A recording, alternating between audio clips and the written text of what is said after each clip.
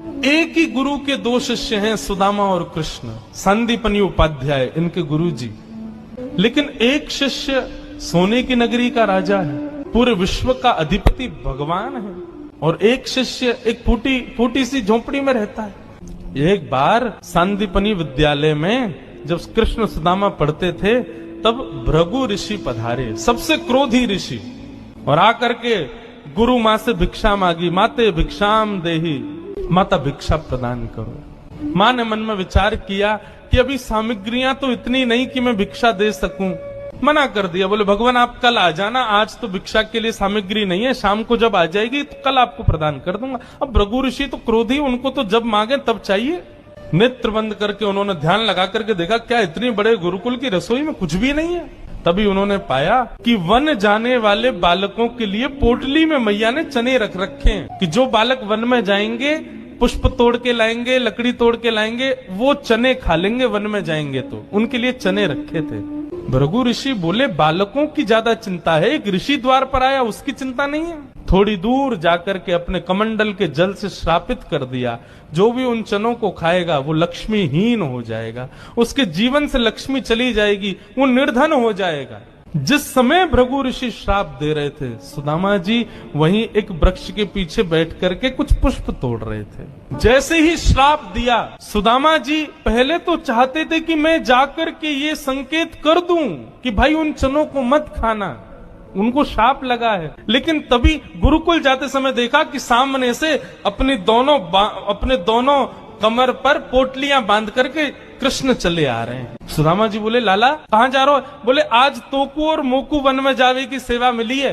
तभी गुरुकुल जाते समय देखा कि सामने से अपने दोनों कमर पर पोटलियां बांध करके कृष्ण चले आ रहे हैं। सुदामा जी बोले लाला कहाँ जा रहे हो? बोले आज तोकू और मोकू वन में जावे की सेवा मिली है, मोए और तोए वन से पुष्प और तुलसी तोड़ के लानी है, लकड़ी तोड़ के लानी है। चल देख, गुरु मैया ने वन में खावे के काजे चना भी दिए, दोनों प्रेम से पाएंगे और प्रेम से वहां से बढ़िया सब कछु लेके आएंगे। आज बालकन में हमारो नंबर आया हो वन में जावे को। सुदामा जी की नजर पोटलियों पर पड़ी, बोले कन्हैया कहीं खा नहीं ले, फेंक देंगे तो कहीं अंकुरित होके वृक्ष बन गए, कोई भी खाएगा तो लक्ष्मीहीन हो जाएगा, मेरो कन्हैया खा लेगो तो लक्ष्मीहीन है जाएगो। सुदामा जी जिद करने लगे, बोले सुन तू बाकी के सामान रख अपने पास, ये पोटली मोह दे दे, मैं बांधू अपने कमर पे। ठाकुर जी बोले क्यों, मैंने बांध तो रखी। बोले तेरो भरोसा ना है, तो को भूख लगेगा तो मेरे बटके ने खा जाएगो, मोकू दे, जब भूख लगेगी तो दोनों बांट के खाएंगे।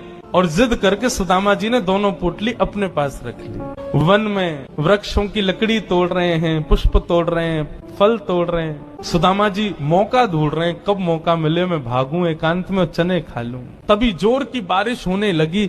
बारिश के कारण ठाकुर जी तो एक वृक्ष के नीचे जाकर के खड़े हो गए। अरे आजा सुदामा यहीं खड़ो है जा, बहुत वर्षा है रही है। पर सुदामा जी एक बगल में एक और विशाल वृक्ष था, उसके ऊपर चढ़ गए, डाल पर जाकर के बैठ गए। वर्षा हो रही थी, ठाकुर जी एक वृक्ष के नीचे खड़े हैं, दूसरे वृक्ष के ऊपर सुदामा जी बैठे हैं। सुदामा जी बोले यही सही समय है, और पोटलियां खोल करके सुदामा जी खाने लगे। ठाकुर जी ने देखा, ए सुदामा मेरे उचना है में खा मत जाइयो, रुक जा, बरसा रुकंद मैं हूं, आ रहा हूं ऊपर। लेकिन सुदामा जी के नेत्रों से आंसू गिर रहे हैं। बोले लाला तू सदा प्रसन्न रहे, मेरे बट की लक्ष्मी भी तेरे पास आ जाए, तेरे जीवन में कभी कोई कष्ट नहीं आवे, मेरे लाला को कभी रोनो नहीं पड़े, कभी उदास नहीं हो, कभी दुखी नहीं हो, यही मेरी मित्रता को उपहार में अपने कृष्ण को देना चाहूं। और उपहार के रूप में सुदामा जी ने मानो अपने जीवन में प्राप्त होने वाली समस्त लक्ष्मी भी श्री कृष्ण के चरणों में पधरा दी, और दोनों पोटली के चने स्वयं सुदामा जी खा गए।